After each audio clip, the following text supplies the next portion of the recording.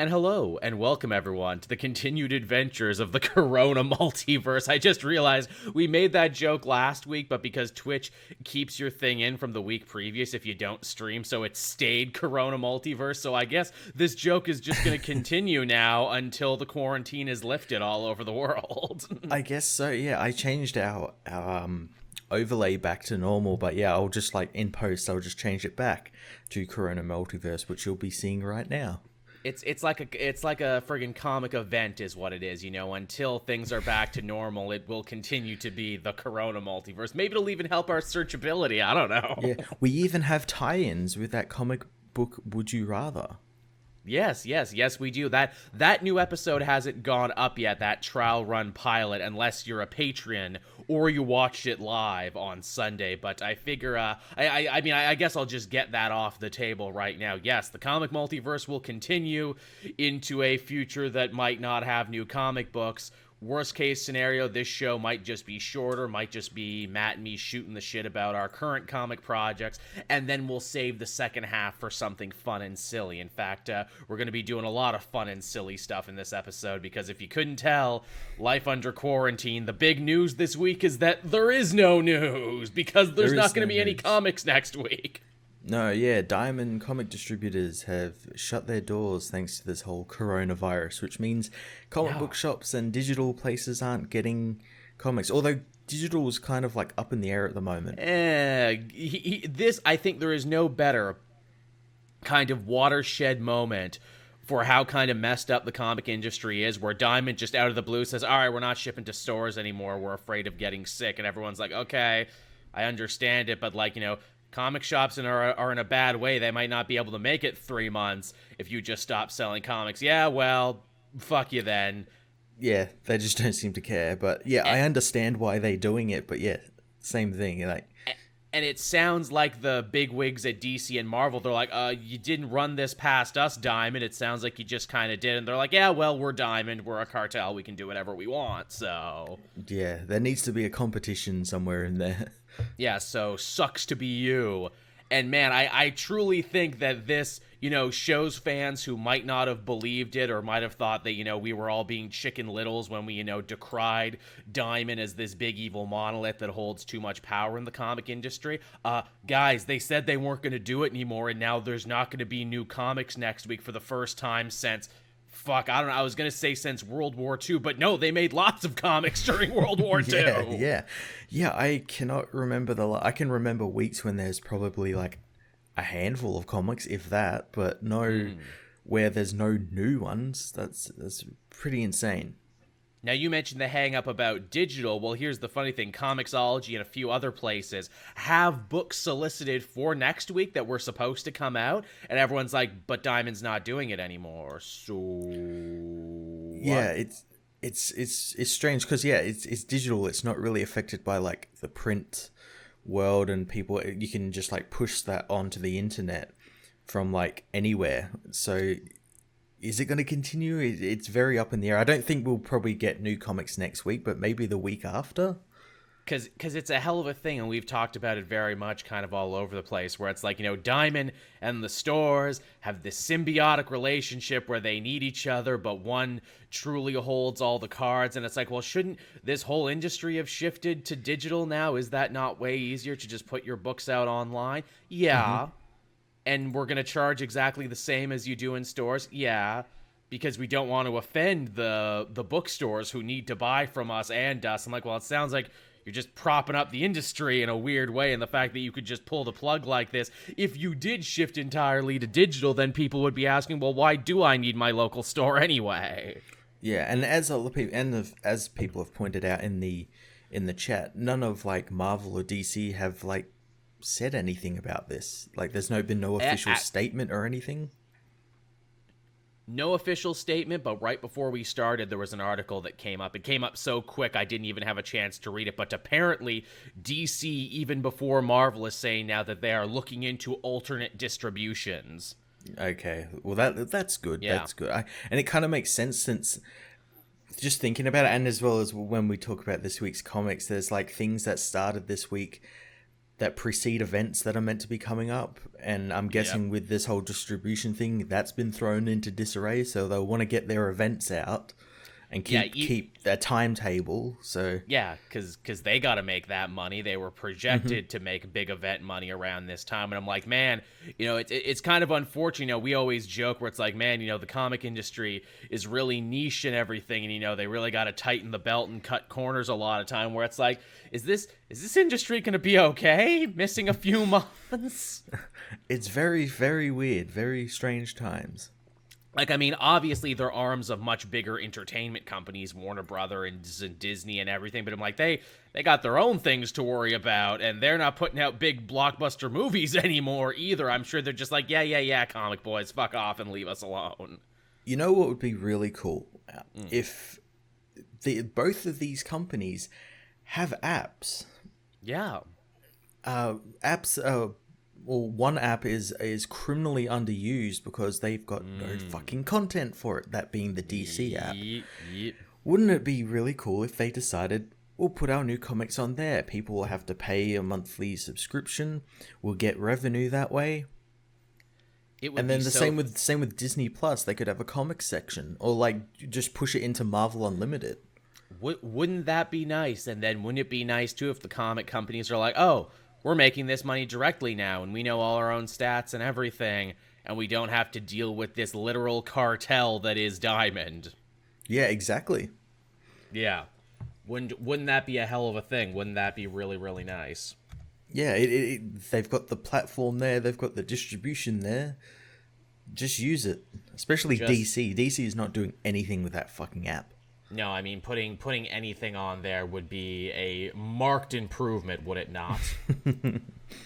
Yeah, it sure would. But man, what a weird feeling to be like, well, we got comics this week. We got a lot of comics this week, actually. And then to be like, oh, we're not going to get any next week. An upside to this is I'm actually going to be able to catch up on a lot of series I fell behind and start new ones. Yeah, same here, actually. I am also excited for very much the same thing. The opportunity to catch up on stuff, to work on different projects. Again, same when that Black Widow movie got pushed back. I'm like, oh, good. I can actually work on some other stuff now and finish off some stories. And again, experiment with this show and do some interesting stuff on it. Yeah. More streaming, stuff like that. Yeah, wouldn't that be nice? Yeah. So, as I mentioned before, we're going to keep having a show. We're going to, keep doing stuff. And in fact, we're going to keep having ads, too. Longtime fan of the show, Lewis Southard, wrote me this week. He wanted to take out not one, but 3 ads on the show. Wow. He told me his story. He is a comic maker. He is an independent comic maker. And in fact, this month was supposed to see the release of his new book, Villain Seeking Hero, from, what's the company? I want to get that right. Is it Action Lab? I want to say it's Action Lab is where it is. If I'm wrong, I'm sorry. I have the email in front of me right now, and I totally did not prepare for this. But yes, he had a book coming out. Yes, it is Action Lab. He had a book that was supposed to come out this month in physical, and obviously because Diamond has shut all their shit down, that's not going to happen, and the company is putting it on digital. So, I feel really good that I can help him out and be like, hey, check out this book. It's kind of a superhero comedy thing. It looks really fun. It gave me a real big Superior Foes of Spider-Man kind of vibe. It follows a Master Molecule, kind of a down-on-his-luck villain who's kind of, coming back to it by building a team a la the Sinister Six. It looks kind of fun. I'm definitely happy he reached out to me on this one because this does look like my bag. I think you can still pre-order the book now as I say this. I don't know about Wednesday when it goes up, but I will have all the proper links down in the description. Check this guy out. Just because, the big 2 aren't going to be able to put out books, that doesn't mean your favorite indie creators won't be able to get their work out there. And, now's a good time, too, to, be a patron of the arts and be a patron of the indie scene, and definitely check this out. So thank you, Lewis, for that, and we'll be sure to talk about it more in the coming weeks. Yeah, definitely. It sounds really cool. Definitely sounds very Superior Foes. Mm-hmm. Definitely gets the Mark of the comic multiverse on there. You got the comic multiverse bump is what you got. And so, we wish Lewis the best on this one in his work and all his creative endeavors. It's always nice to see people succeeding, and it's especially nice to see fans of the comic multiverse succeeding. That's always nice. Absolutely. Totally. So now this is normally where we would, again, talk about other comic book news, which there isn't any. But, Matt, I think there's one man who has kind of brought all of us together in this quarantine world. In my Twitter feed, it was absolutely being blown up. Everyone was talking about this man, Matt, and this glorious, magical man is named Joe Exotic, the Tiger King, which is basically like a superhero anyway. He kind of is. Yeah, Joe Exotic is his alter ego, his identity, secret identity. Yeah, This guy, where do we start with this guy? Man, so I actually kind of knew about Joe Exotic before the documentary ever came out, because I watched Last Week Tonight with John Oliver. I had first seen his truly amazing campaign ad when he was running for president in 2016. I'm Joe Exotic. I'm gay. I'm armed. I own the world's biggest shit. I'm broke as shit. I own the world's biggest tiger farm. And I just, I mean, it was love at first sight, Matt. I think we can all agree. Finally, a man who speaks for the people, the crazy, crazy people. Little did we know this man's actual story was far deeper and far more layered than we could ever imagine. Yes. Oh my god. This I was a bit late to this. I actually watched this all yesterday. Yeah. It's like chips, man. Once you start, you can't stop, because every time you think you've seen the craziest thing, they peel back another crazier layer. I know. Usually when people say that, it's like hyperbole, but like here, it is like completely true. It absolutely is. So for those who don't know, The Tiger King is a brand new 7-part documentary series on Netflix right now. And because everyone's been stuck at home, everyone's had a chance to kind of watch it and talk about it. Following the adventures of Joe Exotic, who owns a private tiger zoo. He's one of many people in the United States that are doing this. I had no idea this was such a common thing in the States, just roadside exotic animal news or animal zoos. Yeah, and the people that own these zoos are the exact type of people you think, like when you think, oh, who owns a tiger? You get a vision of this person, and that's exactly who these people are. Yes, they are very neuroatypical. They are out there. And because it's such a small, like, insular community, it's only a matter of time before feuds start developing. In fact, the tiger owners, the exotic animal zoo owners, I very much thought of YouTubers when I thought of this. I'm like, yes, these are the same kind of personalities. And when they fight exactly the same, because we're really a lot alike, and there's a lot of jealousy and a lot of, kind of rumor mongering and everything. And like the documentary starts to be about, Joe Exotic, and it quickly moves to his feud with this woman named Carol Baskins, who little did I know, I was actually aware of her zoo, Big Cat Rescue, because they have a very popular YouTube channel. They go into detail about that in here, and I was blown away because she was talking about like how she does like, it's like the Facebook Live things, and she's like, oh yeah, I just made $10,000 on this. I'm like, fuck off. Yeah, and like she's like, we saw the check from Facebook. I'm like, man, I wish I knew how to make money from that. yeah. Friggin' teach me, Carol, but don't kill me like maybe you killed your first husband. Yeah, that's a big thing in the documentary. At first you think like, oh, Joe's just being, eccentric. He's just, slinging shit that his tiger rival murdered her husband. No, they devote a whole episode to about how this is a very mysterious, unsolved case, and it's very likely. That's what I liked about the show. There was no clear, quote-unquote, good guy. Everyone had, like, shit in their closet, skeletons in their closet, and like, everyone was, like, worse than the last person. Man, move over Game of Thrones. Netflix's The Tiger King is the new benchmark in moral complexity on television. Because, it's like when you first meet Joe, you're just like, well, he doesn't seem so bad. Yeah, he's a little crazy. He's a little out there, but he's a gay guy in the South. So, he probably lived a tough life. His brother died, and he built this, tiger sanctuary for him. That's kind of sweet. Then you're just like, oh, he's what now? He may have tried to have a woman killed.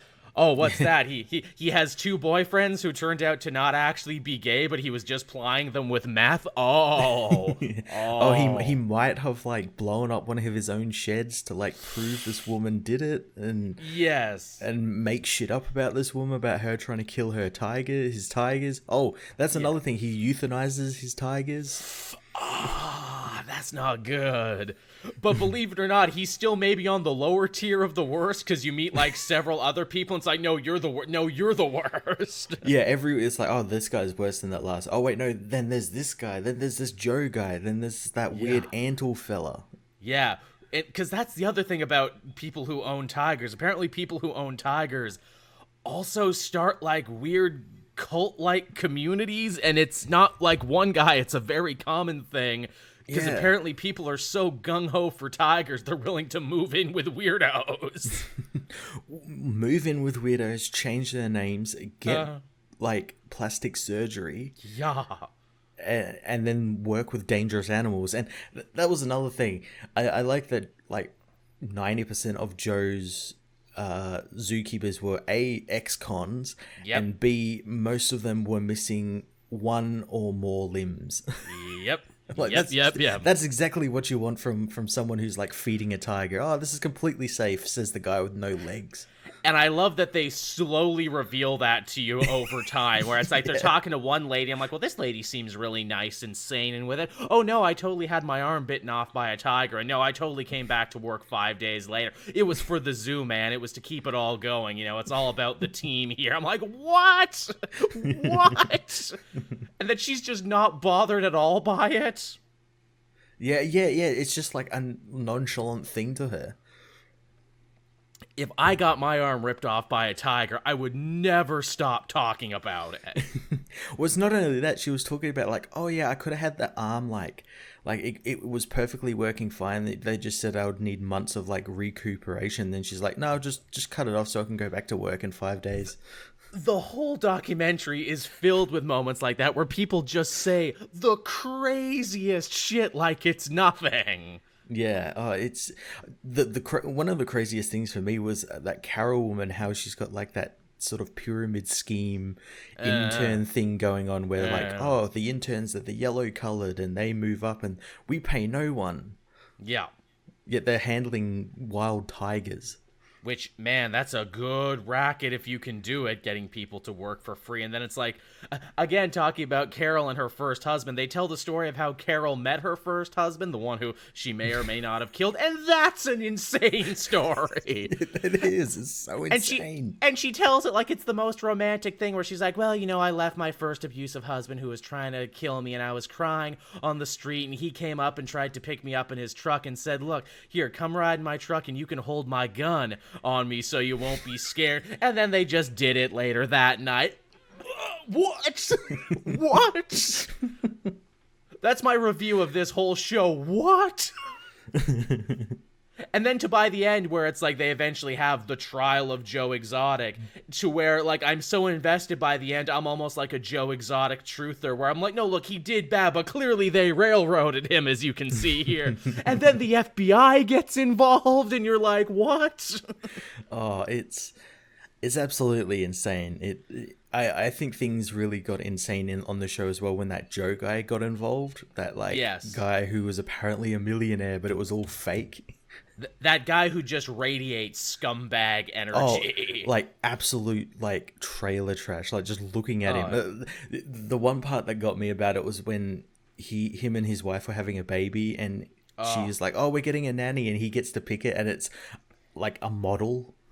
Yeah, like clearly, like what site did you meet her on? Because I'm sure it wasn't a nanny site. And the fact that she's pregnant, she's like, yeah, she's going to give the baby, you know, and then she's going to get back in the gym. And I'm like, wow, he's saying this to her. Not only is he saying this to her face, he's saying it on camera so other people can see it. That Joe guy doesn't, or that guy just, you know, doesn't so much walk as he just slides through the rooms on a trail of sleaze. And like they're saying too, where it's like, well, how do they keep getting the money to fund this? They're like, oh, exotic animals are big business. It's basically like drug running, only unlike drug running, if you get caught, you won't get as much jail time. Yeah, and the product can probably kill you. Also that's another problem. Gotta watch out for that. And you gotta feed the product to like $10,000 worth of meat, like expired Walmart meat. Expired that he maybe have been feeding the park people as well. Instead of paying them so they could live in his compound with the animals. And it's just this story, man. Like, again, if you wrote the story of Joe Exotic, like if you wrote this as a comic book and said, hey, Joel, here's my new character, Joe Exotic, the Tiger King, I'd be like, this is ridiculous, Matt. This makes no sense. This has no basis in reality. No one's gonna believe this. Yeah, no one's gonna kind of believe this, but you have to believe it, because not only is it true, but he was also a total egomaniac and filmed every minute of every day. So my thing is, like, if this is the crazy shit that made it into the show, what was too crazy for them to leave out of the show? Can we have, like, a season 2 of all the uncut stuff? Please, please, please, please. I'm dying to see that. Keep in mind, too, just to really sell, a man kills himself at one point in this as well, by accident. On camera. On camera, because he was high on meth and screwing around with a gun, because obviously if the tigers aren't dangerous enough, Joe Exotic also loves guns and just has a giant arsenal. Guns and dynamite. Guns, dynamite, just everything you can possibly imagine, because, I mean, obviously if you're making big tiger money, you gotta buy weapons. Yeah, and he's also always got a 6-shooter on him. Always, because, because it's the South and because that's A-okay. Yeah. Look, what I'm saying is I absolutely know what my next Halloween costume is going to be. I am going to be Joel Exotic. I'm going to grow out my hair, dye it a weird shade, get like one of those frilly Western jackets. But again, just so I don't get sued or anything, I'll have to kind of fuse our two characters together. Like, hey, man, I'm Joel Exotic. I own the biggest back issues farm. You can come and take pictures with all my back issues. I'll wash out for paper cuts now. Are you gonna what was it? Oh, what was I gonna say? He's got like the leg brace on from when that tiger like tried to eat his shoe, which again he blamed that Carol woman on. Which he blamed it on Carol. Then Carol, when they interviewed her, like, what could I possibly have done to get that tiger to attack him? Rub sardine oil in his boot? That's really specific, Carol. That sounds like you've done that before. That's shockingly specific. Jesus. But yeah, this show, again, with no new comics, if you want a crazy story, watch this. If you have Netflix and you haven't watched it, you're missing out. This is the type of documentary stuff that Netflix should be like funneling all their money into. Yes. This sort of like stuff, this weird, like crazy people documentaries. Absolutely. Because it is just riveting television is what it is. It's so damn good. I want to see, he apparently, because he got that guy from like Bill O'Reilly's like network that like filmed like a reality show to him. Did that ever get picked up? Because I want to watch that reality show now. Well, it was going to get picked up by CMT, Country Music Television, naturally. Of course. And like he could have been the next Billy the Exterminator, the next Dog the Bounty Hunter, Here Comes the Honey Boo Boo, but no, all the footage that guy filmed got burnt up in the Gator House by the guy who he claimed was working for Carol Baskin, but it's probably pretty sure that he did it himself because he was worried that if people saw the footage, they would see, all the illegal shit he was up to. God damn it, that would have made such good television. Imagine the alternate timeline where this guy actually did get his show and actually did become like a reality star for a minute. That'd be fantastic. Yeah, we get the crossover episode with him and Dog the Bounty Hunter. Oh, of course. Oh, here's the thing I just found out. So, like, obviously I follow a bunch of wrestlers on Twitter and everything. Apparently in the South, one of the other schemes that Joe Exotic was involved in is that he actually funded, like, a wrestling show at his tiger preserve. Why wasn't that in the show? Yeah, I know, right? Well, apparently he had done it before they started filming. This was like early in his career when he wanted to be a wrestling promoter too. Moonshine Mantell, who's like, an indie wrestler from out that end, says, yeah, I wrestled in front of 8 people that night and like 200 tigers. One of the best shows I've ever done. Shit, what is it? I think Jinder Mahal from Canada was there too. I mean, he wasn't called Jinder Mahal yet, but I'm pretty sure he worked that show too, because I keep seeing a picture around of a young Jinder Mahal and him. God damn, it's so insane. I'd love if they ever did like a season 2 of this or like a follow up. I'd like it to follow that other guy, that crazy that Antle guy. Yeah, the guy who clearly has a sex cult. Yeah, oh, and apparently gasses his tigers when they age out of like the Yup. the pup thing. Yeah, he might also have a private crematorium on his property, and I mean, really, who needs a private crematorium on their property, Yeah. Matt? Yeah. That puts some red flags, is all I'm saying. So yeah, that's what life in quarantine has looked like for Matt and me this week. You know, trying to space out all of our comics. A lot of comics did come out this week, but I'm actually reading them slow because I'm trying to stretch them out for a bit because I don't know how long this drought is going to be for, and also watching the Tiger King. Yeah, I'm gonna go back and watch the show again just because I know I've definitely missed some stuff that's insane because there's so much happening on screen at the same time. It is, and it's a really well put together documentary too, because like I think it will watch different the second time you watch it. Now you know everything because they drip feed you information as it goes on that completely recolors everything. So now that you know the whole story. Yeah, exactly, yeah. But yeah, it's a hell of a thing, man. Friggin' Tiger King Joe Exotic. It is a hell of a ride, man. It's a trip. It's a trip. It is. It really is. It's a friggin' trip and a half. So I guess from there we can talk about what we read this week. I admit I did not read much. Because, like I said, I was trying to, stretch them out as far as they'll go. But what I did read, I mostly did enjoy. I did as well. Yeah, I'm doing exactly the same as you, spacing them all out, and as well as I'm going back through my backlog and seeing which ones I want to focus on from there. But yeah, what do you want to start with? Did you read Detective Comics this week by chance? I've flicked through it. Yeah, it's admittedly it's good. But it's not a very eventful issue, I'll say that much, why I'm even struggling to try and remember some of it now. I know it has to do with the cult that Two-Face set up. Yes, he's set up a cult now. It's all built around the coin. We actually learn a little bit more about their ideology. Apparently, all the people in the cult are all ex-cons that Harvey Dent has met over the years, but moreover than that, they're all sick. They all have terminal diseases, and they're all dying, and so they've all kind of given over their lives to this, 50-50 sense of morality. And the last time we saw them, the coin told them to go do bad things, but in this issue, the coin actually tells them to go do good things, so they actually go out and start fighting crime. Oh, okay then. But then again, the kind of crime that they're fighting where it's like, oh, they're, shooting drug dealers, and they're stopping, Catwoman from stealing stuff and Penguin from doing stuff. And I'm like, hey, wait a minute. Is that really doing good, or is that only helping Two-Face strengthen his stranglehold on the city? I'm like, morality is interesting, isn't it? Where it's like, oh, we're doing good by taking out our competition. Yeah. That's pretty cool. Yeah, it's an interesting little thing. We meet kind of like Two-Face's right-hand man, a dude called Versa. I'm like, oh, I get it. Haha, fun name. Yeah. Versa, the opposite, two sides of a coin.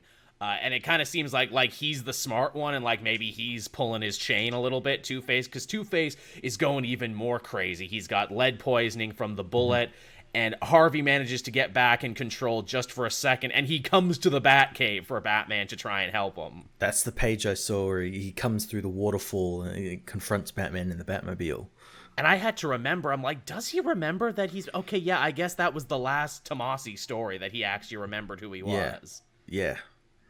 Because that's a hell of a thing. But yeah, they team up, they work together for a little bit, and we find out that Shocker, the cult of Two-Face, is operating under the old courthouse. Okay, cool. Which should have been obvious. Actually, it's a shame that Solicitations kind of spoiled where this story is going, because Batman kind of mentions the Court of Owls several times, and I'm like, so that's going to be the twist, huh? They're going to be involved somehow? And last issue, the issue opened with some guy sifting through rubble and finding a Talon mask. Yeah. Yeah, okay then. So somehow this is involved. I expect one of Versa to pull off his mask and it was me, Lincoln March, all along. My old cult fell apart, so now I've made a new cult for some reason. Yeah. I'm expecting that to be the twist. But yeah, Detective Comics continues to be fun. Tomasi definitely seems to have a love and admiration for Two-Face that you don't see a lot of other writers have. Yeah, he seems to be doing like more or less like since taking over Detective, he's been using like the kind of outlier Batman villains, not the usual, Joker, and they're all being used in the main Batman book. So he's using like ones that we don't really get to see a lot of these days, which is good. Agreed. What else did you have, Matt?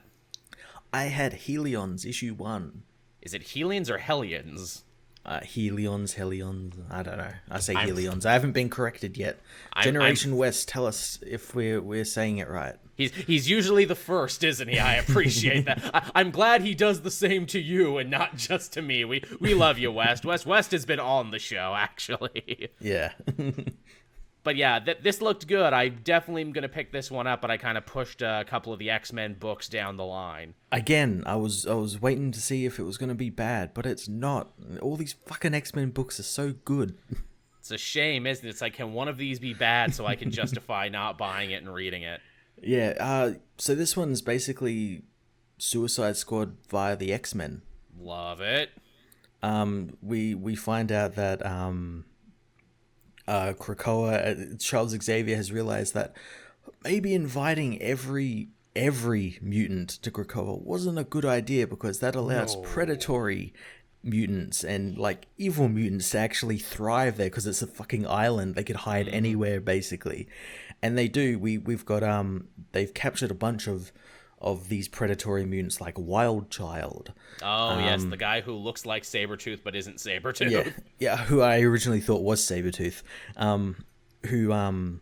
We find out they've been trying to feed him medication that like suppresses his like Wolfman side, but he's been like hiding the medication, and he ends up attacking Sage and Dr. Reyes, which is why he's check their mouth. here. You gotta get them to stick out their tongues. He was actually burying them in the gardens and stuff.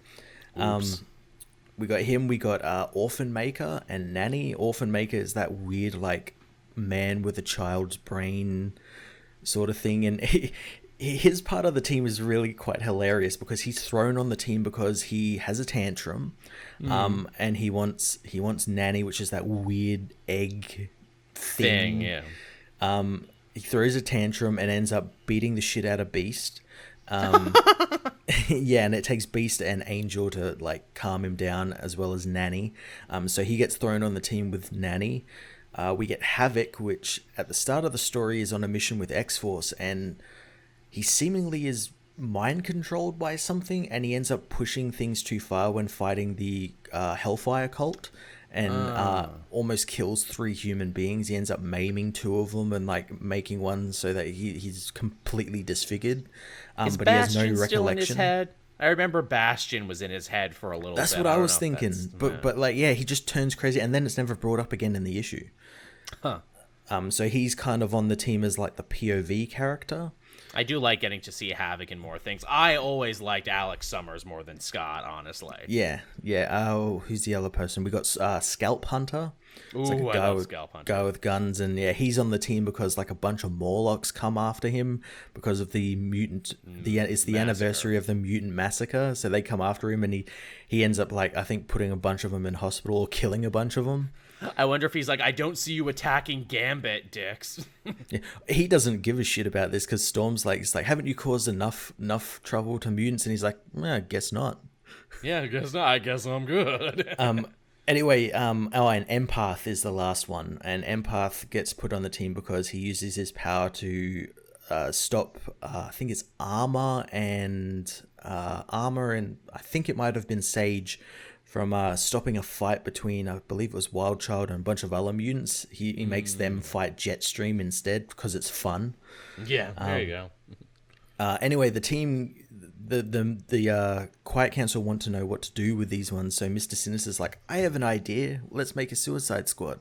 Let's form a team. Yeah, and he does that, and Mr. Sinister in this book was great. He's just like making really fun. He's playing up to the crowd. No one like cares for any of it, but he still does it and everything. He's just fabulous. Yeah, so he's like, give me this team and I'll like shape them into something. He's sinister. He's got some sinister intentions. Doesn't always. So Scott, Cyclops, knows his brother's on the team and shouldn't be on the team, so he puts Psylocke in charge of like babysitting this team. She's she's the Rick Flag of the team, basically. Right, and she already had a run-in with Sinister because of a fallen angel as well. Yeah, and she's got the order that if any of them get out of line, she should just kill them. Yeah. And their first mission is to deal with one of Sinister's old cloning labs, which is the House of Foundlings, I think it was called. Which Alex knows about because he was there, and he's glad he's going to be taking it out and everything. But what they don't know is Sinister's Marauders were like the first squad sort of to go in there, and they got captured by the Goblin Queen, and the Goblin Queen has turned them against them. I kept saying, when are we going to see the Goblin Queen again? Where does she stand in this? Because she's a mutant, but also a clone, but also maybe the devil. It's a big thing. Yeah, well, at the end, it's implied that she's got, like, the magical power sort of thing, because she uses, like, some type of deviltry magic to, like, make the mutants on her side. Not the deviltry. I hate the deviltry. Your white suit and deviltry. That sounds really fun. That sounds like my jam. I sound like I'm going to enjoy reading that. Yeah, it was really cool, especially all the Mr. Sinister stuff, playing up to the Quiet Council, who are just so sick of his shit because he obviously does this all the time. Mm-hmm. Why do we listen to this guy? Because he's a high-ranking mutant. Because he's, like, one of the reasons we're here. That's the funny thing that, like, he says all this, and Scott's like, are you seriously going to listen to this guy? And all the council's like, he's on the council, you're not. Shut the fuck up, Scott. That's true, yeah. That was a whole big thing, you know, Wolverine and Cyclops being like, we could probably be on the council, but we're better as boots on the ground. Yeah. Let the other guys play politics. Speaking of Suicide Squad, if that's the X-Men Suicide Squad, I just read the new Suicide Squad from Tom Taylor. I haven't read this one yet. You're gonna love it because it's all about Australia. Yay. Yeah, it's we check on in with Captain Boomerang, who they made reference of at the end of the previous issue. He's getting piss-faced in Queensland. Oh, that's where I live. Yeah, I knew that. That's why I loved that. He's getting absolutely schnockered. And the drunker he gets, the more he slags off Task Force X, being like, they're super lame, and they totally suck ass, and they're the worst. And we find out that Mr. Locke, the new boss of Task Force X, has like a major security system monitoring basically everyone in the world for mentions of Task Force X. Oh, jeez. Yeah, he's a bit paranoid, that Mr. Locke, and he's like, this motherfucker's talking shit about me. So he sends a hit squad after him of like army mooks, and Boomerang kills all of them while drunk with boomerangs. Oh, jeez. and then he's like, okay, barman, you got to give me your car. No, I can't give you your car, George. No, you've been drinking. No, I got at least a 0.5. I'm fine. And then when he runs off, Locke's like, okay, Suicide Squad, you gotta catch him now. He's making me look stupid. And Deadshot's like, fuck off, this is super petty. Waller would never send us on such petty missions. And he's like, fine, here's an extra year on your sentence, dick. You're all going to Australia. And in fact, last time we saw Boomerang, he was on that super highway, the one that crosses between all the different time zones. Mm-hmm. Yep. So that's what they gotta do. They gotta go to Australia and get Boomerang back. And the whole time, Harley Quinn's like, it feels like you guys have a secret that you're not telling me. Oh, they do. Feels like you're into something. So she hates that idea that they're all keeping secrets. So that night when they stop to camp, she ethers all of them and ties them up. Of course she does. Because she's an insane person. And then, Sita, the leader of the revolutionaries, tells her origin story. And I won't spoil it for you because it's actually pretty cool and deeply tied to the squad. Awesome. I'm actually looking forward to that origin story. I hope. Do we get any other origin stories for the others? So, because I imagine they're gonna like pace them out a little bit. The idea is that they're all kind of cut from similar cloth, and they all came together for this Suicide Squad mission because they all have one thing in common. Yeah. But yeah, it's really great. I love that Taylor is an Australian and works Australia into all of his stories. It's great. It's wonderful. It's like if I did it and I had to concoct a reason for why people had to come to Toronto every week. But yeah, it's wonderful. It's fun. It's funny too, is the other thing. It's like a dark comedy, and that's something that I think works well in Suicide Squad, and what some writers who might be afraid to tackle it from that angle, but Taylor isn't. Exactly, yeah. It's the last couple of issues have been really funny, and again, as you said, like some writers just think the Suicide Squad has to be serious and No. gritty and everything. It's like no, it doesn't. It's got fucking Harley Quinn on the team. It's got an Australian who throws boomerangs. What's great about this is that I almost feel like this is Taylor trying to reboot George Harkness as a threat, because he actually is quite threatening. He's basically the villain of this story, and he kind of kicks a lot of ass, actually. That's great. And it makes sense. I'm like, yeah, I guess you're a Flash villain, so it's not like you just suck. It's like you actually do have a brain in your head. Yeah, yeah. And he does it all while pissed drunk, too, which is also pretty great. That's where his powers come from, because that's as an Australian, like the more drunk you get, the more powerful you get. He's like Rick from Rick and Morty. I'm more dangerous when I drink, Morty. Gonna put you all through a jigsaw trap, which, yes, I know that's the worst episode of Rick and Morty, but still. But yeah, that was a lot of fun. What else did you have, Matt? I had Action Comics issue 1021. Oh, yes. What's happening in the world of Superman? Is it good, bad, or are you pulling your hair out? Oh, nothing fucking happened. This was a garbage issue. Well, of course. Absolute fucking garbage. So this is the end of the whole, again, like Hella is, and this ends like the Year of the Villain tie-in bullshit. Nothing happens. The city just, like, Metropolis... One of the plot points should have been that Metropolis gets utterly fucking destroyed, because it fucking does. That you see, like, giant splash pages of just, like, huge swaths of the city just utterly destroyed. This should be something akin to, like, Coast City. When Coast City was destroyed, this should be, like, a big plot point. It's not. Right. No, it's of course absolutely not. Lex is immediately betrayed by Leviathan because Bendis needs to work his OC into this and make his OC, seem all powerful. And the fucking lines he gives this guy, he's given Leviathan lines like, "Oh, I could easily kill the Legion of Doom, like with the snap of a finger, but I won't because reasons." Yeah, sounds like a new Bendis creation, even though he's not a new Bendis creation. He's an old character given a Bendis makeover. Yeah, and that's the issue. The Legion of Doom get betrayed by Leviathan. Leviathan shows up saying, it's like, no, I don't want to do any of this stuff anymore. I want to try and change the world without, like, resorting to violence and destruction after destroying half the fucking city. How short-lived was that partnership? Because it feels like it was just a couple weeks. I said that in my fucking review. It was a fucking week. Like, wow. the very next issue that he immediately betrays them. Someone in the chat saying at least Leviathan isn't Rogol-Zar. Who's worse at this point, Leviathan or Rogol-Zar? I would say Leviathan, because Rogol-Zar went away. Yeah, that's true. But man, get ready for next year, Matt, when it's going to be Leviathan versus Rogol-Zar. He recruits him. Oh, Jesus Christ. Man, here's the thing. Put a pin in this episode, because I feel like that's something Bendis would do. I feel, he's gonna wait just long enough until we forget about Rogol-Zar, even though everyone did that the week he disappeared, and then be like, fucking Mark Shaw was really Rogol-Zar this entire time. Man, there really is a point with some really annoying villains right now. Leviathan, Batman Who Laughs, who at least Batman Who Laughs started as interesting and started as kind of cool before completely, pissing away all the good faith. Yeah, that's company mandate. Absolute company mandate. Needs to be in everything.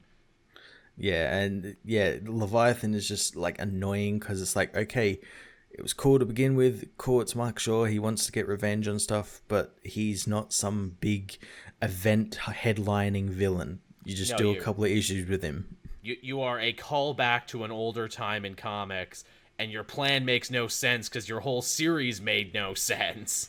Yeah, again, his plan is like, oh, I love how Superman does everything. It's like, it's all good. It's like, well, then just let him do everything.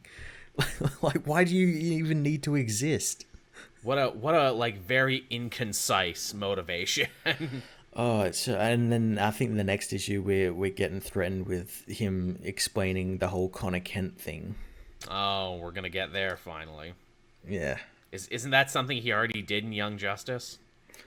Yeah, but, this is Bendis. He's got to do it twice. Right. Well, now Superman needs to know about it. I mean, I guess it's cool that Superman knows Connor exists and is out there again, but still, I'm like, not this version. That's the thing. I should be really excited about this. Oh, cool. It's, Connor Kent meeting Clark Kent again, like, for kind of the first time, but there's still that history there. I'm Also, like, whatever. Also, how much is Superman going to remember or not? Because shouldn't it be that he remembers everything when he got fused with his old universe counterpart? And the thing is, in that Superman Reborn, there was that splash page that actually had this Superboy in it. So he should absolutely remember that. Are we going to take bets, though? I bet that he won't remember, or that Bendis will get something wrong, even though he wrote the Connor book. Or it'll be played for jokes, and Superman will be like, oh, yeah. Yeah, I vaguely And it'll be like, haha, you. look, he's funny because human. Yeah, you're not my son. Yeah. Oh, I also got to talk about the art in this. The art in this is horrendous. This is John Romita Jr. again.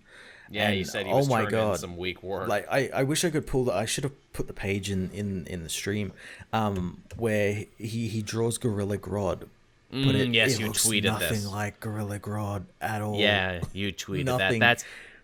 That's a shame. I like Romita Jr. I've said this before, but he thrives on certain books and not on others. I actually have a theory about that, because later on there's a part where Gorilla Grodd like tackles Batman, but like when you're looking at the page, if I were to show you it, you'd be like, oh, well, that's Black Adam, because he has like the gold armbands and everything, and it's like, oh, that looks like Black Adam. It's like, oh, was that Black Adam at one point, and he had to like draw over it. Yeah, it's like, oh, well, we can't have Black Adam right now because we're prepping probably a new series for him to coincide with his new movie. Yeah. Wouldn't be the first time they've done it. Well, so another week of me not regretting dropping all the Bendis Superman titles. Yeah. The actual Superman book is starting to get good, because it's diving into that whole like, oh, what if Superman would reveal his identity, or like the ramifications. But then this just is doing shit that like, why? Only Bendis cares about, like Leviathan. Yeah. Sounds about right. But hey, you know it was a good book this week that I'm sure we can both agree that we read and that we really enjoyed? Batman Curse of White Knight, number 8, the big finale. Oh man, I fucking love this book. Yeah, goes some places, does some interesting things. They got Azrael on the run now that he's basically lost his paymasters and is basically just running around like a wild dog. He wants to flood the city, which is both very biblical and to call back to the beginning of the book and how Gotham originally became Gotham because the Waynes flooded the valley. Also, it's just like a classic villain plot. I'm gonna flood the city and kill everyone. I'm gonna destroy the reservoir, which you cannot ask for a more Batman thing. I'm gonna poison the reservoir. I'm gonna destroy the reservoir. And Batman picks up a gun. He's just like, well, I stopped being Batman. I'm going to jail after this. I'm gonna kill this motherfucker. I'm just gonna light into him with this machine gun. Yeah. I'm just gonna drop some fools. Gonna drop some fools, gonna drop some hot lead up in these streets, and it's Nightwing who says, no, you idiot, don't. You know, you might not be a Wayne, but you're still, my dad, basically. You're all our dads, and we want you to be able to live with yourself at the end of this. Yeah, you were able to save us, so, like, save yourself. Yeah, don't ruin your legacy. Don't sell your soul on top of everything else, because that's totally what Azrael wants to do. He's taken your house, he's taken your wealth, he's taken your name. Making you a killer would just be that last big final step. And Batman even says, well, Dick, I guess, maybe the reason there's a wedge between us is that at the end of the day, we both knew who the better man was. And I'm like, oh, that's really sweet, Bruce, saying that Dick is a better man than him. Yeah. It's very, very, very seldom that Batman admits his faults. But he kind of does in White Knight, which I really like. This scene reminded me very much of the end of original White Knight, where he says, to Gordon, I'm Batman, maybe not because I have to be, but because, it satisfies some dark part of me that actually does like, hurting criminals and shit. Yeah, it's great. It's all fantastic. And we get a sword fight. We get a sword fight for the ages, don't we? That sword fight was so cool because it got creative with like Batman. They're like fighting on the Batman '89 Batmobile that's turned into a boat. Yeah. And Batman calls in the shields that we see in Batman Returns, and he ends up putting like Azrael's head between the plates as they move to like trap him. I thought that was pretty cool. It's great, too, because, Azrael, of course, has his big fuck off God's will claymore. Batman has, the ancestral, what he thought was Wayne family sword passed down from Edmund Wayne, the same one that Alfred had used and that had kept showing up in the series. I like instead of Chekhov's gun, it was Chekhov's sword. And, he starts taking apart Azrael's armor, and I'm like, ooh, that's how he defeated Azrael in the original Nightfall, because he took off all his armor. Yeah. After Azrael had said, I've got laser-guided batarangs and fuck off sun lamps and all that sort of shit. What do you got, a rapier? And it ends up winning. It's great, too, because Batman realizes where it's well, Azrael's a crazy person who carries a big sword, so naturally he's not going to pass up the chance to have a sword fight, so let's have a sword fight. Yeah, and he plays up to Azrael's, religious fervor a little bit as well. It's your sword says God's will. Let's prove and see if that's right. Yeah, that's solid.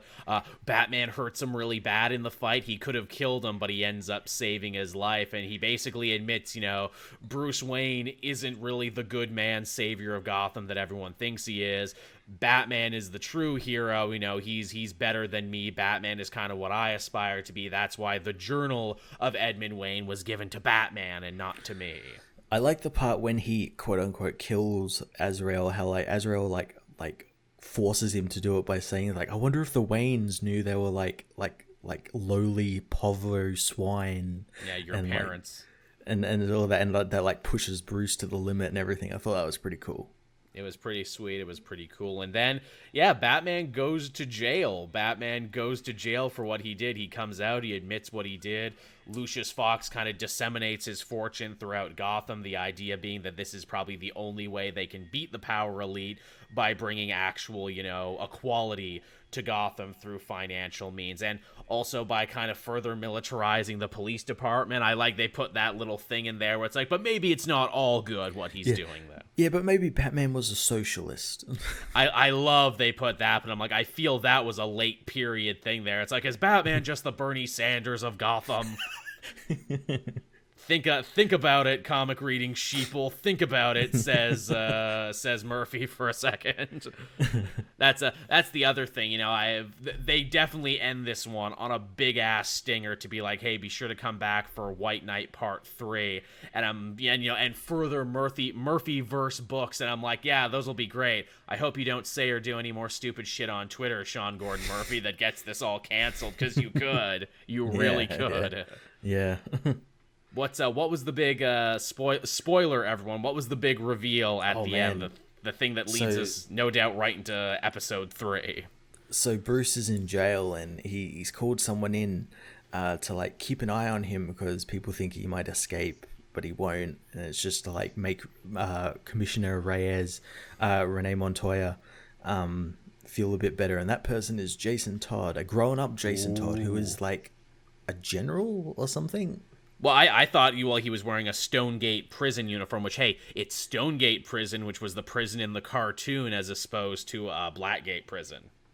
Yeah, Jason Todd, who's older, and I like what Sean Murphy did here, which was the shadows, like Jason's shadow was that of a Robin, and Batman's shadow was that of Batman. I thought that was great. And also, when you see him, he looks completely different than you would think. He doesn't have the big, bright red hair. He's all very shaved up and everything. I'm ooh, radical take on this character, too. Yeah, older Jason Todd. Already it's vastly more interesting than what they do in the actual comics. Even Duke gets a great bit here with Batman talking to him. You would have made a great Robin, Duke. And he's ha! He laughs in his face. That's the thing, Jane. He's totally not edgy. He's the opposite of edgy, actually, which is kind of fascinating for this character who has been defined by his edge and his, fuck you, dad nature. He's not that guy. He actually seems quite mature. He does. just from the little bits of dialogue.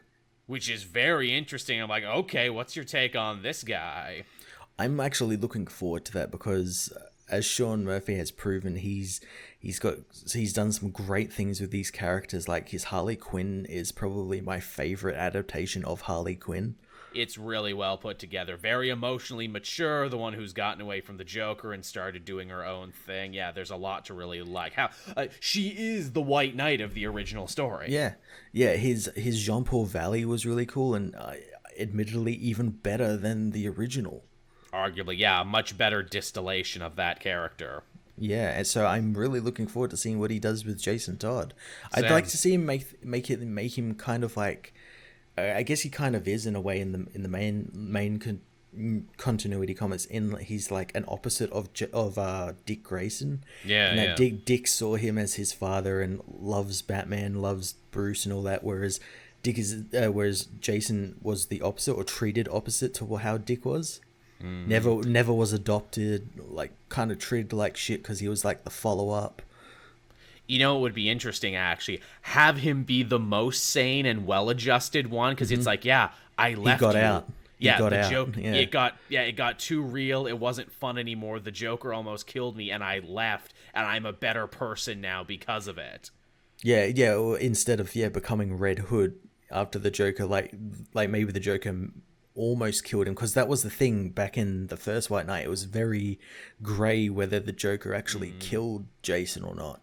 Yeah, we didn't know. So yeah, there could be a lot of story to tell there. Hell, it would be fun if Batgirl and Nightwing actually didn't like Jason for that reason. It's like, oh, you think you're so much better than us because you lived a normal life? Fuck you. That'd be really cool.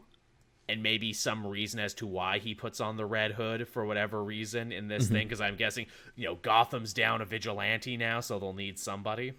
Well, they say it's down a vigilante, but then there's that dialogue where the newly promoted Bullock says he's going to be recruiting more vigilantes to the GTO. So does that mean we're going to get like ones that either Huntress. New creations or like Huntress and all of those characters? We haven't seen Catwoman, have we? We have not seen Catwoman in this universe. Yeah, that'd be really cool. Maybe some like characters people don't remember anymore, like Onyx. Remember Onyx? Yeah, Prometheus. Bluebird. Yeah, we might see Bluebird in this universe. And Someone will remember they existed. Yeah, as characters where it's like, oh yeah, they existed in Gotham for a little bit, didn't they? Yeah, we haven't seen Batwoman either. No, we have not. Bruce's cousin. Wouldn't that be interesting? Yeah. Yeah. But yeah, so White Knight ended pretty strong. I will say, though, I think I like original White Knight a little better, if only because it was so much more pointed in its socio-political commentary, and the ending felt more like an ending, where this one felt very much more like a to be continued. Yeah, it's definitely the second part in a 3-part story. It bridges that gap, yeah. Yeah. But, good stuff, fun stuff. Matt and I are both in agreement. Check it out, especially now that you've got all the time in the world to read these books. Yeah. Actually, shit, maybe we'll have to do that next week or something. Be like, all right, Matt, instead of what we read this week, here's 5 books you can binge now. That's it. Yeah, everyone's doing those type of videos, so why not us? There you go. Let's get in on that. That'll be the show next week, everyone. 5 books that you can binge in quarantine until comics come back. Let's pick some real long motherfuckers too. Some like real honking ones. Two jump to my mind that I won't spoil, but there's 2 that I instantly think of. There's a couple I'm thinking of as well. I'm sure. Some of them are probably the same as yours. They're probably the same. Now, I guess the other new big book this week, and I guess the last new one I read this was actually Road to Empire, the Kree Skrull War. See, I have this, and I debated whether not to do it because I don't know whether Empire's going to get fucking postponed or not. Yeah, that's the thing. I read it because it was getting so many good early reviews, and they're, totally deserved, because this is a very good-looking, very well put-together comic that serves a very, very solid purpose, and that is explaining, hey, for those of you who don't know the rich, decades-long history of the Kree and the Skrull, here's it for you if you're new, and if you're an old fan, hey, here's some shit to remind you of that you probably forgot. I know I forgot a lot. And it's based around that family from Meet the Skrulls, isn't it? Yes. So it's basically a sequel to that miniseries. If you want to see what happened to the Warner family next, you got to pick this up. Cool. which I guess means they're going to be more involved in the Empire event. Yeah, it makes sense. It makes sense that they would be. I have a theory. If we go all the way back to whatchamacallit, Incoming, where they kind of started planting the seeds for Empire. Yep. We saw those two Kree and Skrull agents who are working together, Raskar and Beldam. Mm-hmm. If you remember, they were killed because they exploded into, like, trees and shit. Yep. Well, this story reminds you that, hey, Hala, the ancient home of the Kree, didn't just belong to the blue-skinned Kree, it also used to belong to the Kotati, who were peaceful psychic plant people who basically both the Kree and the Skrull fucked over for most of their history.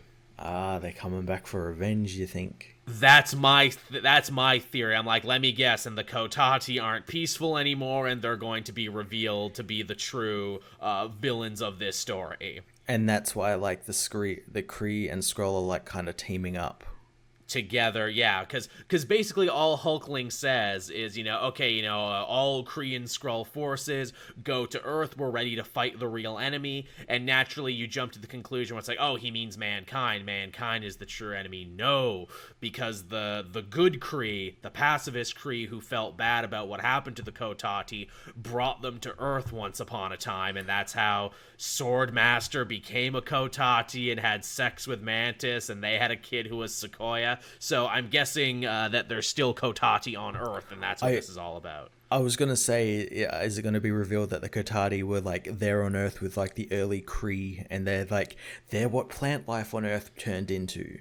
I think that's where they might be going with this, and I'm like, so they're the thing that holds this all together. That's, if I had to guess, I'm going to say that's where that's going. It sounds very plausible. And here's the thing, everyone. You're going to have to enjoy that theory and ruminate on that theory and really let it soak in, because we don't fucking know when the next issue of the story is coming. Well, I think Empire was starting, in May time or something? I think so. So might be all, like, kind of blown over by then, maybe? I guess we can only hope. I mean, there's going to be a backlog of comics. Everything's going to be, like, a couple weeks behind. That's the thing, is, are they just going to be like, fuck it, here's like 2 weeks worth of comics in 1 week? I hope not. I mean, could stores handle that? That's the next thing. Like, do they just, like, waive fees or something? Or it's like, you buried us in stock. How are we going to get out from under this? Mm-hmm. We don't care. We're Diamond. Yeah, we're Diamond. We can do what we want. Man, if something changes in this, maybe I hope Marvel and DC are like, why do we need you anymore, Diamond? I hope so. I hope this is the final. I hope they try doing it on their own, like you said, disseminating it through their apps to realize, I guess, it's friggin' 2020. We don't need you. Yeah. So, that was all I read this week. Again, I didn't read much. I've got a couple more. Okay, let's go through. I had Wolverine issue 2. Again, I breezed through this. I was going to pick it up. Which of the two stories did they continue to follow up on? Because we had the Agent Bannister story, and we had Omega Red and Vampires. Yeah, we follow up with the Bannister story in this issue. That's all it is. No vampires in this issue. Right. Okay. I kind of like this book, except I think it kind of, like, did things a bit too quickly for, like, a second issue. So as we see, like, Wolverine was, like, mind controlled by that pale woman into killing his team and everything. And we find out that just before he killed his team, he was blasted by gene, which, like, kind of shocked him out of it, like, because it killed him, quote unquote. Which is when he was found by Jeff Bannister, and Jeff dumped him at a gateway, and he was taken back to Krakoa and healed and everything. He gets told by Healer that he should maybe contact Jeff Bannister because Jeff left a note with him. Right, because this is clearly a frame-up that's going on. Yeah, and we also learned that this isn't the first time it's happened, because it happened to the Marauders as well. Shit. Which is how it's actually quite cool. So Bishop wakes up on the Marauder, and he finds that, like, Iceman and Pyro are like taking their cargo and giving it to someone else whose boat is there. And he's like, what the fuck's going on? So that explains how they've been able to steal the pedals, and that was my question from issue 1. I'm like, how the fuck are they skimming off the top from this? The Marauders are watching at that, and they're a pretty solid operation.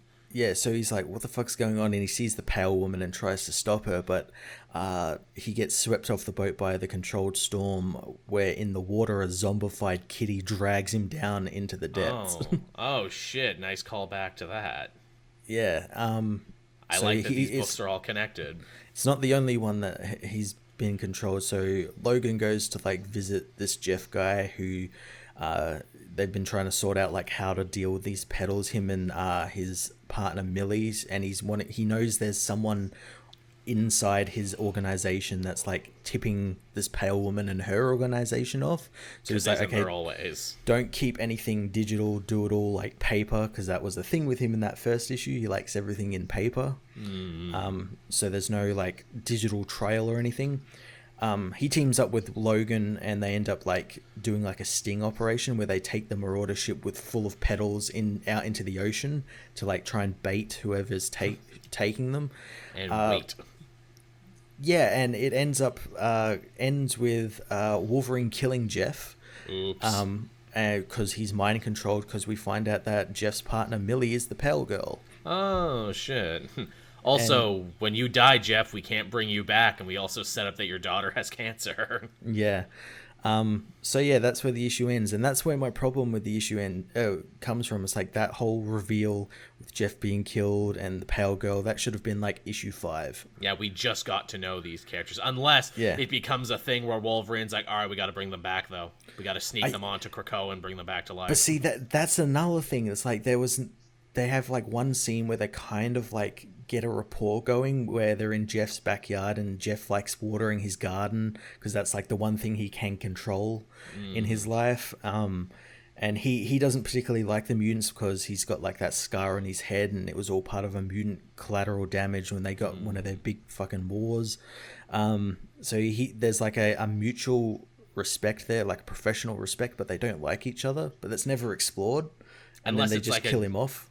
Unless it's like a double fake out and he's not really dead, and this was just a double fake the pale woman into thinking like a she bait. took control. Yeah, like friggin' Mastermind sitting there in the background, or Mesmero was back there doing some shit. I could see it being something like that, but I think it might be more of like what you said, where like Wolverine knows he needs to save this guy, so he tries to sneak him into like Krakoa or something, or it's going to be revealed that Jeff is actually a mutant. He just didn't know it. Yeah. That would be fun. Yeah, like his wounds start healing, like, crap, I have a healing factor too. Or Wolverine gives him some of his blood. Yeah, I'm pretty sure that actually happened in what issue did that happen in? Wolverine gave someone his blood recently. Oh, that was in the vampire story. The vampires all wanted the blood because it's like super primo uncut blood, the best blood there is. I do remember there was also one where he like bled on someone. Who was it? He like, and it healed like them. cut his hand. He like cut his hand open. And he like bled on someone's heart or something, and it like healed them. Who fuck was it? Yes, that's gonna like annoy the fuck out of me. That's gonna annoy the hell out of me. Well, maybe the chat can answer that. What else did you have, Matt? Superman, Batman, Superman issue 8. Oh yes, issue 8. Yeah. Yeah. I picked this up because that's one of the books I'm gonna catch up on during the break. Yeah. This is the end of the Kandor arc for now, at least. Oh, short arc. That was only 2 issues. Very short arc. Well, there's a reason for that. So yeah, the Kryptonians have risen from the Lazarus Pit and are fucking insane because of the Lazarus Pit, and they all have powers. They give a reason why they have powers. So the Lazarus Pit brings things back to life. So it would have turned the red sun energy, the dead energy, into yellow sun energy. Oh, clever. And it gave them like a little bit of a power boost. So they're like fucking flying around trying to get into Ra's al Ghul's ears. And I saw that panel. Someone did post that.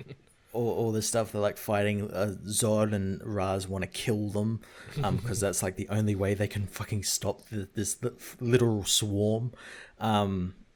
So yeah, Superman tries to stop them, and it's just them trying to figure out what to exactly do with these Kryptonians, and Zod is able to actually seal them back into the candor bottle. And he kind of calms them down a little bit, but Raz kind of fucks everything up and destroys the city again. Oops. And it's actually pretty cool. He like stabs his sword through and like rips it out, and he says like, "Is like only death is mine to deny." I thought that was pretty cool. Of course, Zod is not very happy with this and ends up like beating the shit out of Raish in the forest. So it's up to Batman to try and stop him, and well, Superman tries to save the city. And Superman manages to save the city at his fortress. He ends up putting all the little people in like cryo sleep, so because they're still insane and they're all like going crazy in the city. So he puts them in cryo they're alive. sleep. Yeah, but what he finds out is that this city was actually a reproduction, and it was only half the Kandorians that were put into the pit. So Zod knew they would go insane, and he made a calculated risk and put half in there. So now he has samples of the Lazarus pit that he could study on Jekyll and use to bring back the other half properly. Oh shit! Yeah, that's actually pretty cool. I thought that was pretty cool, and Batman's like all gung ho and wants to go after him. He's like, "I'll prep the Bat rocket and let's go to space." Yeah, he just really wants to go to space. Space want to go to space. But Superman's like, we can't do that because there's that truce between Jekyll and Earth and Superman and Zod and everything, and he wants to respect that because after all, Zod got what he wanted, and in the end, it didn't end up as bad as it could have been. It could have been much worse, so he just wants to leave it as the Kandor Compromise, which is what the story's called. Oh, that's clever. Yeah, Zod returns home with the city and gives it to his son, because just like how his father did to him, he wants to teach his son about Kandor, because that's where the House of Zod is from. That's wow. Good on you, Williamson. Yeah, Josh Williamson knows his shit. Yeah, wow. I'm so glad that Secret Six story is done. It actually sounds like he's doing some cool stories now. Yeah. I said that in my review. I'm like, I'm so glad that I like the Year of the Villain stuff in here, but I'm so glad that it's over. The book has room to breathe and be an actual Batman Superman adventure book. I look forward to actually catching up on that now. Yeah, it's really cool. Yeah. What other books did you have? I think that's pretty much all I had at the moment. All right, then. Do we want to give the people, because we're still not at like an hour 30 yet, do we want to give people a little taste of the new pilot show that's coming out soon, comic book Would You Rather? Why not? Because, again, I get the feeling to fill shows we might be doing more of this. Basically, comic book Would You Rather, everyone, is it's a game as old as time where people give us funny scenarios worded in Would You Rather. And the whole point is that Matt and I, we decided what we would rather do. We use our knowledge of comic books and superheroes. Oh, and look, you have a graphic. That's so fun. To try and figure out what we would do in this situation. And starting things off is Zeke Fowler, longtime fan of the show. He asks, would you rather kiss Poison Ivy or Bubba Hotep? Probably Ivy. I don't know. I mean, you're gonna die, probably. In some versions, she's just full-on poisonous, and other times she only kisses you to take control of your mind and make you do shit against your will. What version have we got? Is it the one that when you kiss her, you die 10 seconds later, or is it the one that she mind controls you with? Which version is it? Is it the Uma Thurman version or the Lake Bell version? I gotta remember my plastic lips. Yeah, there you go. Oh, exactly. See, if you get your plastic lips, then you're good to go.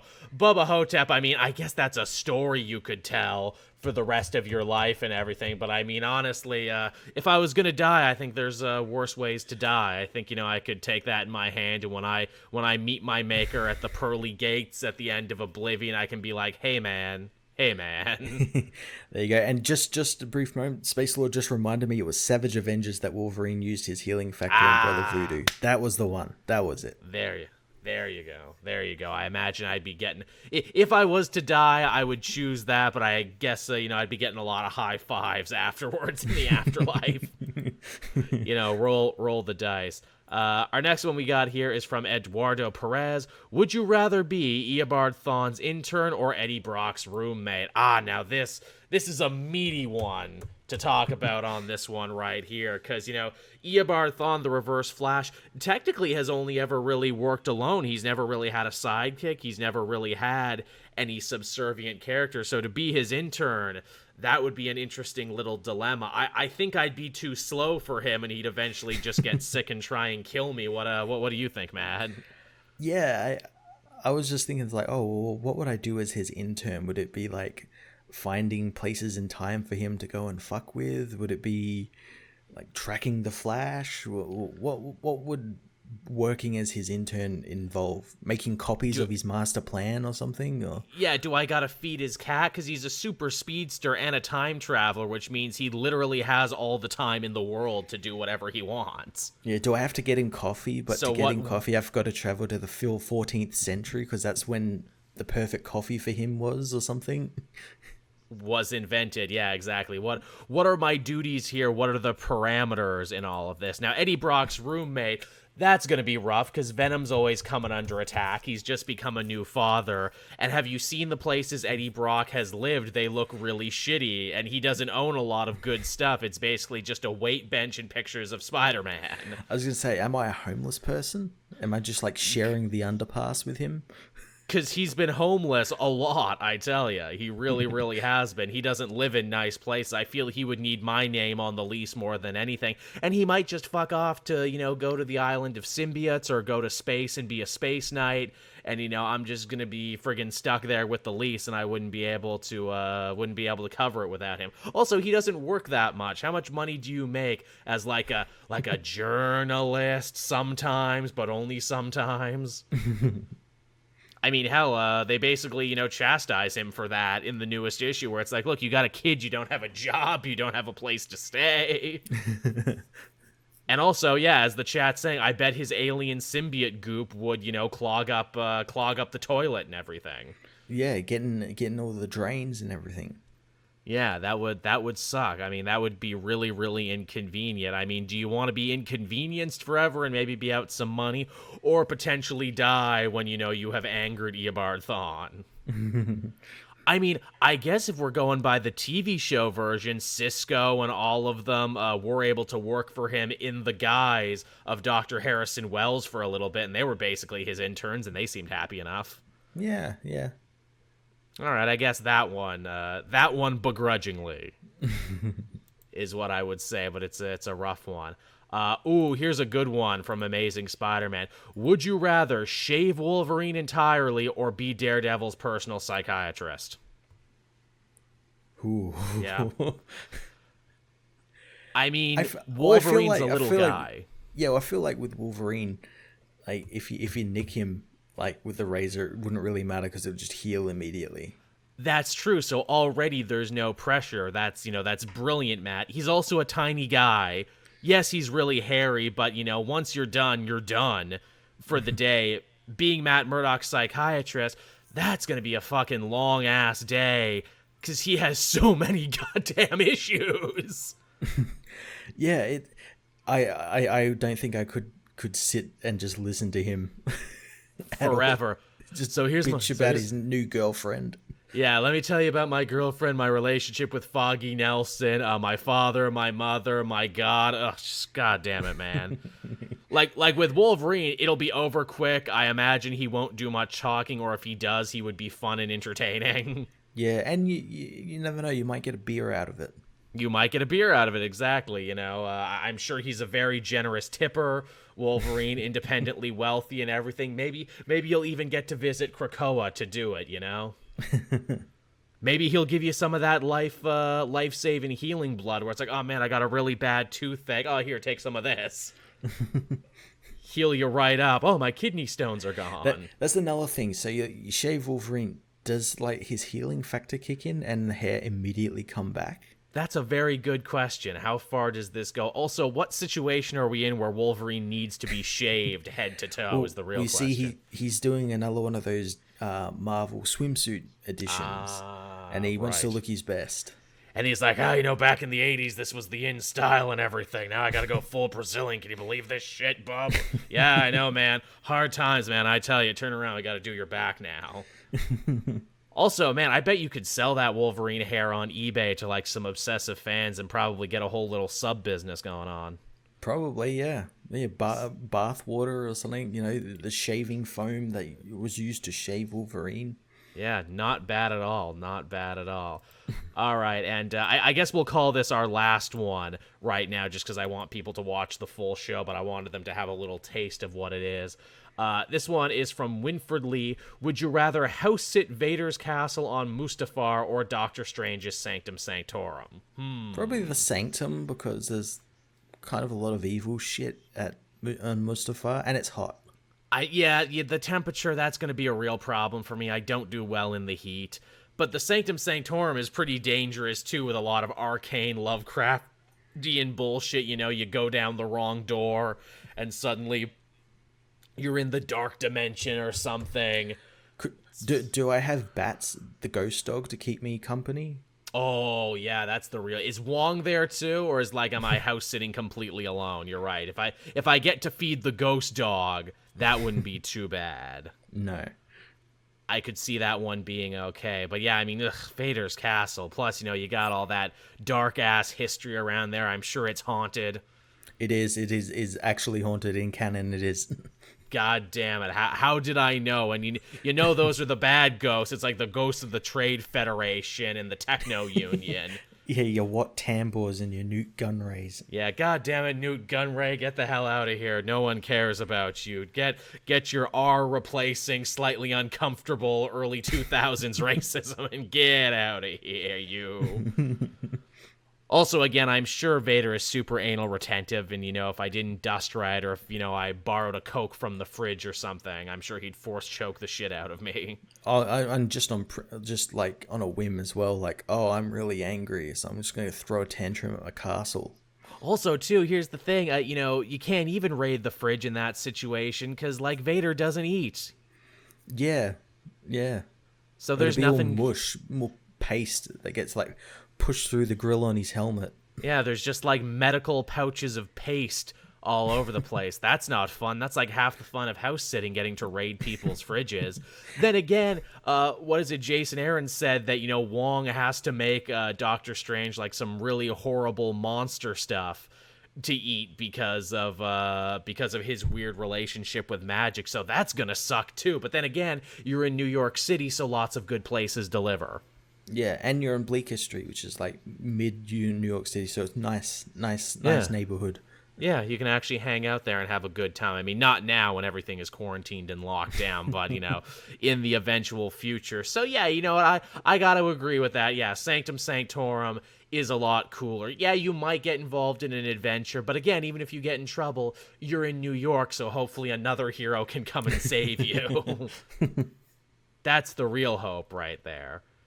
So, yes, everyone, that was another, rousing installment of Comic Book Would You Rather, a new series on the Cape Joel channel or a new segment for the Comic Multiverse. It might be both. I'm not sure yet, but, we got to do something to fill time and fill content while we wait. So, Yeah. Again, if you want to get your own message read, be sure to keep your eyes peeled to my Twitter when I put out the call for these. The cleverer and more interesting they are, the better chance you'll have of having them actually read on the show. So yeah, let's help each other out with content, everybody. Yeah, tell us what you'd like to see, since there's no news, or at least no news this week. Don't know what next week's gonna be like, but yeah, it's true. What do you want us to do? Because I suggested to Joel maybe we do some tabletop gaming, since we both got that tabletop simulator through Steam. And... Yeah. Do some trivia. Do something fun. Do something to fill a show. Yeah. Again, even if we just even if it's just talking to the fans, even if we just do weekly Q&As, we will do something. We will have a show. Maybe we should do some live riffs or something.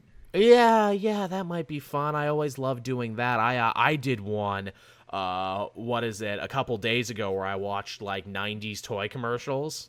Oh yeah, cool. That was super fun. It was an hour-long compilation, and I filled like an hour and 40 minutes, so that was pretty good. We should do like a riff on like Tiger King. Oh shit, man. Oh, I'd be so worried about getting hit with copyright, but yeah, we gotta do something. Oh, well, here's the thing. If we did the show, we would probably get hit with copyright, but I can only imagine someone has done a supercut of Joe Exotic on YouTube. Oh, most definitely. Of like his YouTube videos. Okay, we might have to do that then. That might have to be a thing. All right, put a pin in that, because that we might have to come back to that at some point. All right, so thank you so much for joining us for the show, everyone. I know it was a day early and everything. We'll probably be back to the same time, same place next week. Yeah, definitely. Yeah, so be sure to check that one out. Thank you, everyone, for showing up. If you are a patron, you'll be sure to get the episode first before anyone else over there. For everyone else, it's Wednesday, 8 a.m. Eastern Standard Time over on the Cape Joel channel.